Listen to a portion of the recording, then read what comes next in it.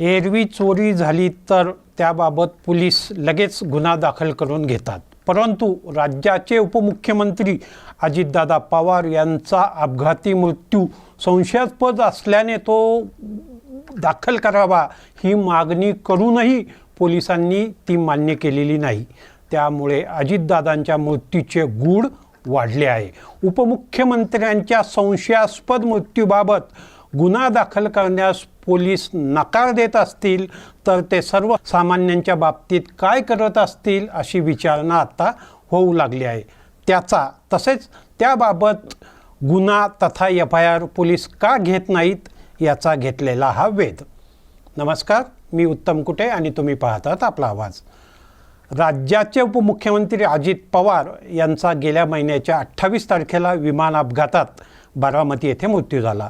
तो संशयास्पद असल्याच्या एक नाही तर अनेक शंका नंतर उपस्थित झाल्या, पण महिन्याभरानंतरही त्या अनुत्तरितच राहिल्याने अजितदादांच्या मृत्यूचं गूढ वाढत चालले आहे। त्यात गेल्या 2 दिवसात आणखी भर पडली, कारण मागणी करूनच नाही तर थेट पोलीस ठाण्यात जाऊनही त्याबाबत गुन्हा दाखल करून घेण्यास पोलिसांनी नकार दिला। त्यामुळं अजितदादांचे चाहते संतप्त झाले असून त्यांच्या टीकेचं धनी राज्य सरकार होण्याची शक्यता निर्माण झाली आहे।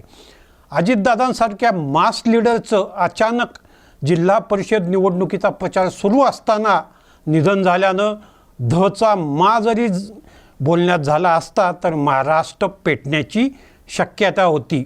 दरम्यान पश्चिम बंगालच्या मुख्यमंत्री ममता बॅनर्जी यांनी हा विमान अपघात नसून घातपात असल्याची शंका व्यक्त केली।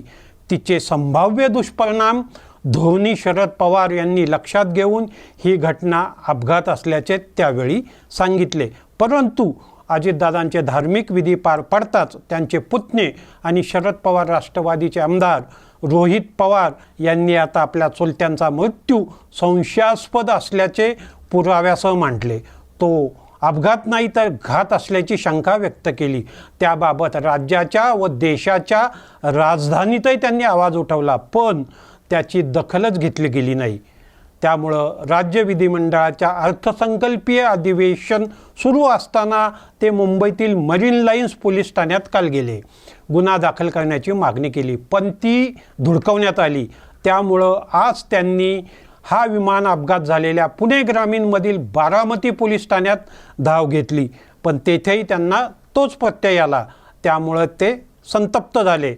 तर याबाबत आकस्मिक मृत्यू म्हणून नोंद केली असून त्याच्या चौकशीत घातपात आढळला तर गुन्हा दाखल करण्यात असल्याचं पोलिसांनी स्पष्ट केले आहे। तसेच ही चौकशी राज्य गुन्हे अन्वेषण विभाग म्हणजे CID करीत असल्याने मुंबई शहर व बारामती पोलिसांनी त्याबाबत गुन्हा नोंदवून घेणं टाळलं आहे।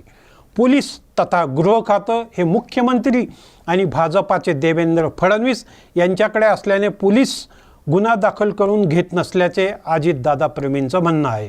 राज्य सरकारची याबाबतची भूमिका तेवढी उत्साही न दिसल्याने या म्हणण्याला बळही मिळाले आहे। दरम्यान दुःखातून सावरून पवार कुटुंब आता रोहित पवारांच्या समर्थनार्थ उतरू लागल्याने बारामतीत आज दिसले, पण जोपर्यंत खासदार सुप्रिया सुळे आणि स्वतः शरद पवार यांच्यासह संपूर्ण पवार कुटुंब हिरिरीने पाठिंबा देत नाही तोपर्यंत रोहित पवारांच्या मागणीला मोठे बळ मिळणार नाही।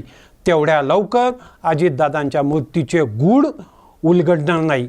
दुसरीकडे घात की अपघात हे नेमकेपणाने सांगणारा अपघातग्रस्त विमानाचा ब्लॅक बॉक्स न मिळाल्याने अजितदादांच्या मृत्यूचे गूढ व संशय वाढतच चालला आहे। अजितदादांचा मृत्यू अपघात की घातपात याविषयी तुमचं काय मत आहे? पोलीस दबावातून या संदर्भात गुन्हा दाखल करून घेत नाही असं तुम्हाला वाटतंय का? ते आम्हाला कमेंट करून सांगा। अशाच आणखी एका विषयावर चर्चेसाठी पुन्हा लवकरच भेटू। तोपर्यंत पाहत राहा आपला आवाज, हाक तुमची साथ आमची। धन्यवाद।